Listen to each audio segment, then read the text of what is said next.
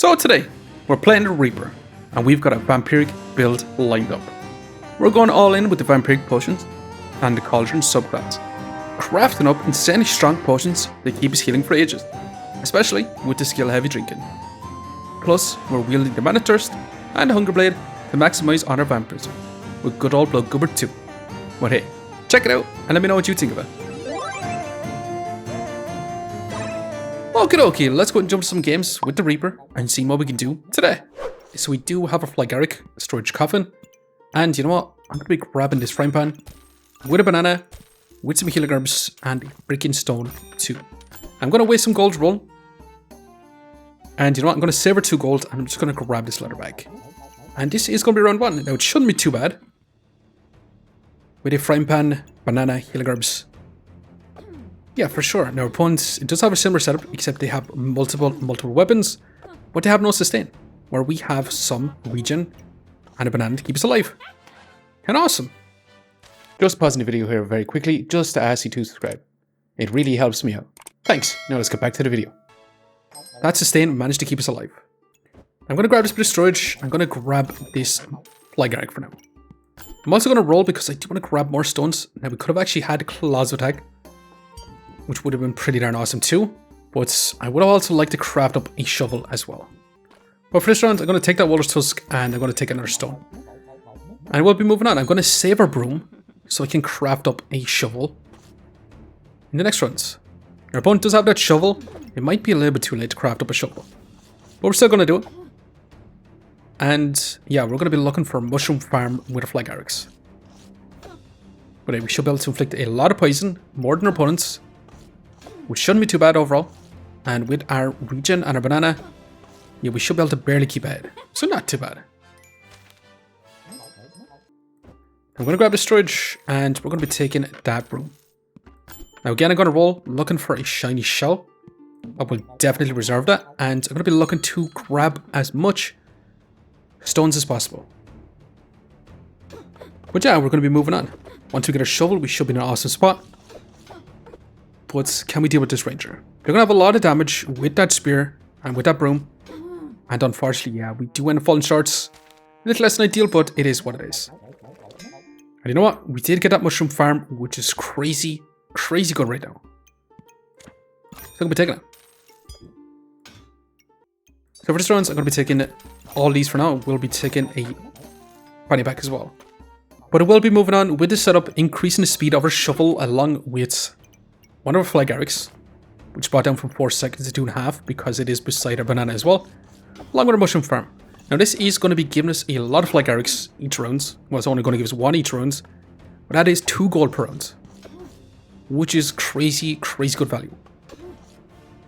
But we're stacking up a lot of poison right now, inflicting some blinds to our opponents. Does eventually end up missing us, but yeah, they just had way too much healing for us and damage. You know what? I'm going to grab the spear. I'd love to grab this, but we're not going to be able to take it. And I do want to grab this undead phenomena. So you know what? I'm going to sell this Flygaric so we can grab it, hoping for Amethyst Steel. We got Amethyst Energy, which is not too bad. I'll definitely keep it, but with our spear in, we should be able to do a lot more damage, shred some armor, and let our poison do a lot of work for us. But here, opponent, it does start off with some blinds, and especially with that leather armor, they do resist a lot of debuffs. And especially with that emerald inside your armor, they do resist some poison. Which is not great for us, because they're actually managing to stack up a lot more poison than we are. Which is kind of crazy.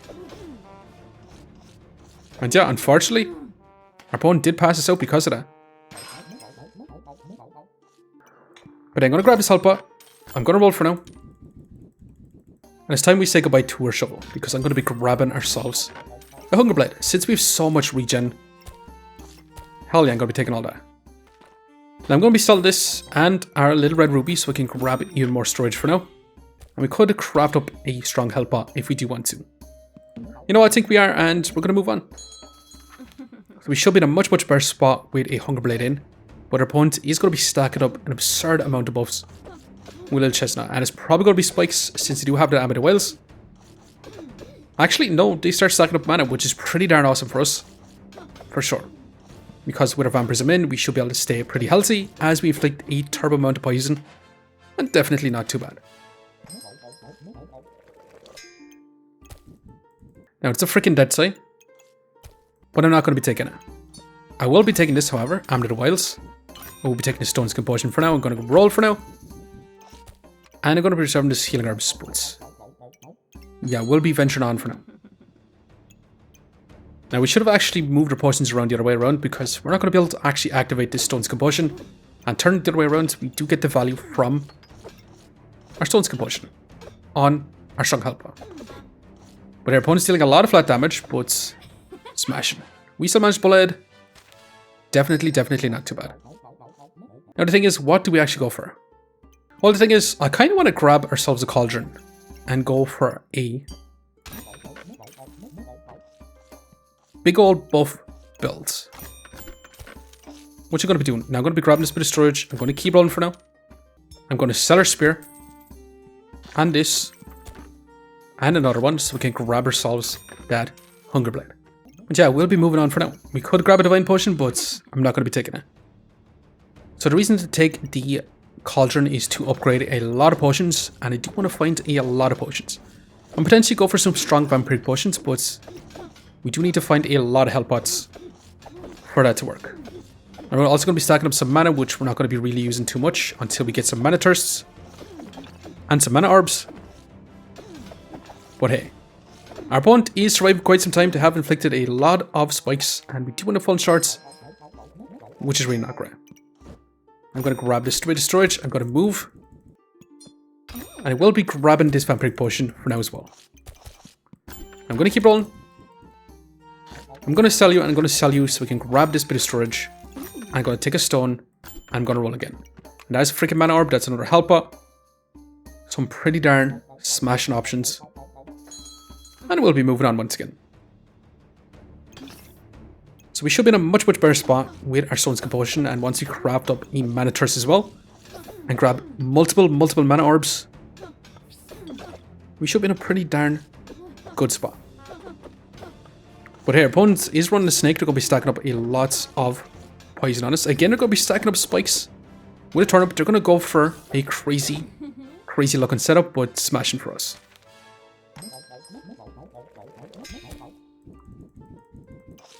Now, since we're going Cauldron, we could grab that heavy drinking skill. You know what? I think it is going to be super worth it for now. Now we're going to grab you, and I do want to craft you up pretty much instantly. Now the real question is, since we're going to be crafting up a strong Vampiric pot, do we just craft up? I think for now we are going to craft up that strong health pot for this runs. But I think we're going to reserve this Goobert as well, and to potentially craft up a Blood Gooberts. But we do want to keep this option open to craft up these strong Vampiric pots. So yeah, unfortunately we'll be rocking on with this for now. Now we do have our Amulet of Energy targeting our Cauldron, so we activate that a little bit faster. Give us some heat, give us a tiny bit of a heal, or give us some mana. But hey, our opponent is putting up a good fight. They have inflicted a lot of cold on us. But can we answer back? We should be in a pretty good spot. And awesome. That's a lot of Vampirism stacked up. And definitely awesome.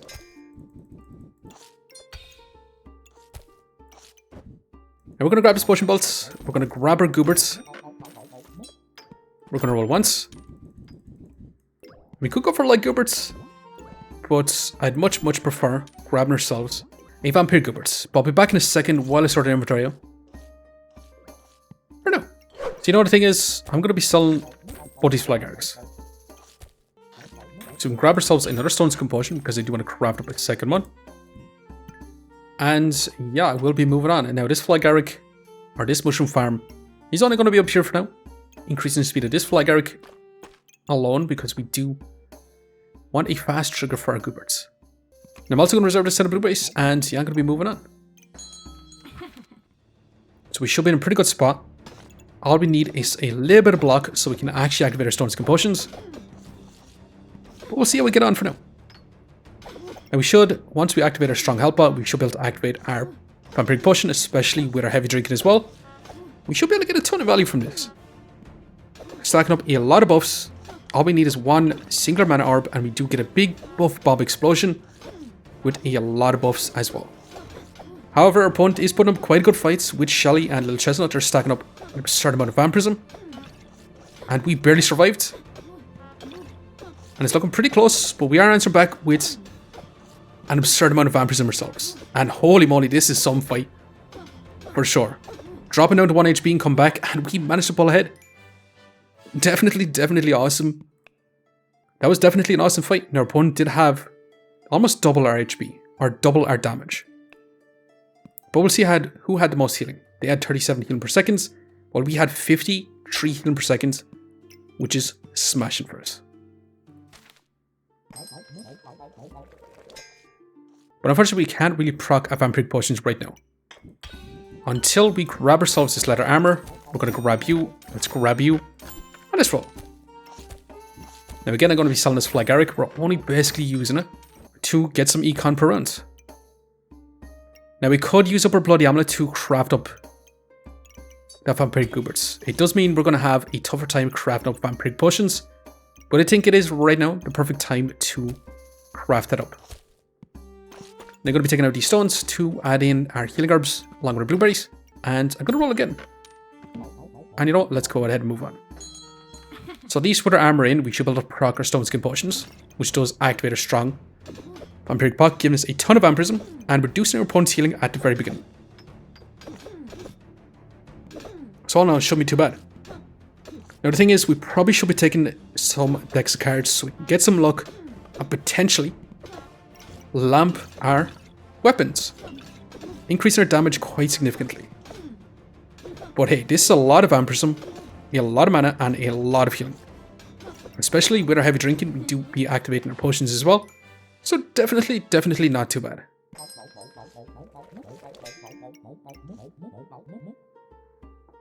Now speaking of not too bad, that is a leaf badge. It's also a divine pot, which we could honestly take. But I'm going to be taking this leaf badge. Now we don't exactly want any of the Ranger's items for right now. But I'm going to be taking another potion bolts. I'm going to take a set of blueberries. I'm going to roll. And you know what? That is genuinely insane. Well, we're going to sell another Phlegaric. And we definitely want to grab this. Which I did move our leaf badge in here so we get some crit chance on our blood gooberts along with our mana thirst. And yeah, we'll be moving on once again. We're going to be crafting up that strong health pot, which is going to be another activator for our strong vampiric pot. So we should be able to get a ton of vampirism, deal a ton of damage. Now our opponent does have a lot of damage with that villain sword. You do get your invulnerability, but they are going to be running out of stamina since they have so much weapons. And yeah, this is looking pretty darn awesome. For sure. Now I'm going to be grabbing this. I'm going to roll. That is a lamp, which, you know what, I do kind of want to grab, especially since we have that leaf badge now as well. So I'm going to be reserved now. But hey, we do need to find ourselves another Bloody Amulet, that's for sure. But we might as well keep this Phlegaric in for now and actually switch this up top. And it will be moving on. At least with this strong health pot, we do stack up some regen for our Hunger Blade. And we should be able to activate our heavy drinking a little bit faster. Our opponent has a nut setup as well, with a Mana Mastery and Eater's Leaf, but can we actually out-survive them? They have stacked up a lot of buffs. They do have tons and tons and tons of healing. But can our potion situation keep us alive? It's looking pretty scary because they do have a lot of scaling.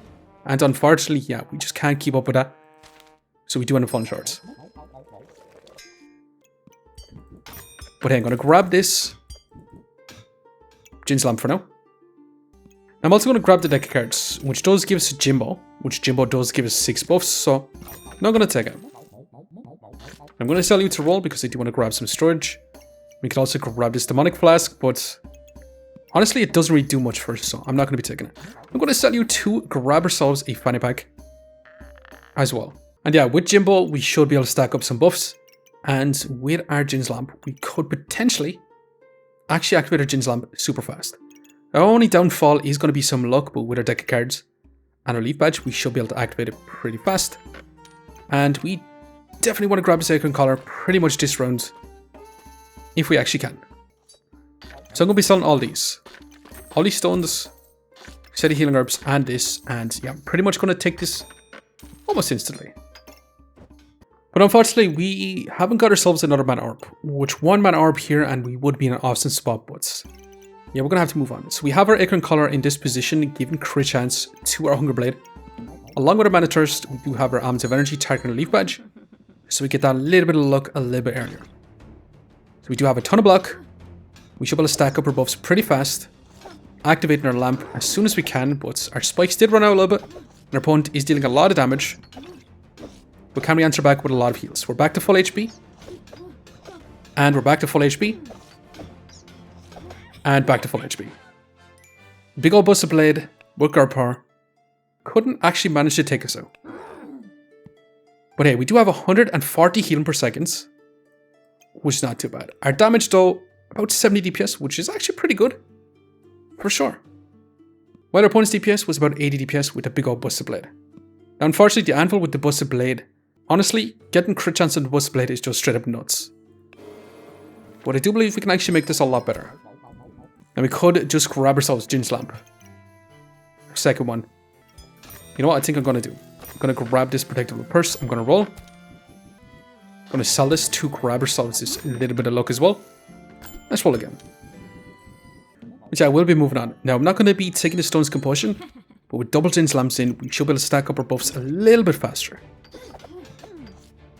So we should be able to get our luck stacked up, activate our Jin's lamp, at least just one, increasing the damage on our mana thirst quite significantly. And yeah, potentially activate our second one. Getting a lot of damage and having a ton of healing. So not too bad. A 48 DPS, mana thirst, and we actually only had a 60 DPS this time, with 70 healing per second.